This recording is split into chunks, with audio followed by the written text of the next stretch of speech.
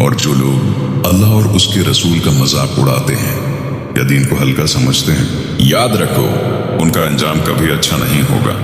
اور جو لوگ نبی کریم کی سنت پر چلتے ہیں ان کے درجے بلند کیے جاتے ہیں، اور کامیابی صرف انہی کے لیے ہے۔ اور جو لوگ اللہ کی آیات کو جھٹلاتے ہیں اور منہ پھیر لیتے ہیں، ان کے لیے جہنم کا گھر ہے۔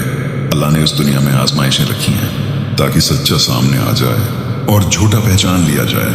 اور یاد رکھو اصل کامیابی صرف آخرت کی کامیابی ہے۔ جو ایمان لائے اور نیک عمل کرتے رہے، اللہ انہیں بہترین جزا دے گا اور ان کے درجات بلند کرے گا۔ اور جو لوگ نافرمانی کرتے ہیں اور برے عمل چھوڑتے نہیں، ان کے لیے سخت پکڑ ہے۔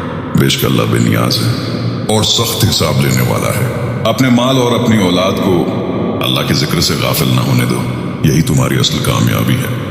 اللہ تمہیں حکم دیتا ہے کہ نیکی کرو، عدل کرو اور انصاف کے ساتھ چلو، اور یہی تمہارے لیے بہتر ہے۔ اس صورت میں مومنوں کے لیے نصیحت بھی ہے اور سبق بھی، تاکہ وہ سیدھی راہ اختیار کریں۔ بے شک اللہ کا وعدہ بالکل سچا ہے۔ اس کی اطاعت کرو اور اس کے رسول کی پیروی اختیار کرو۔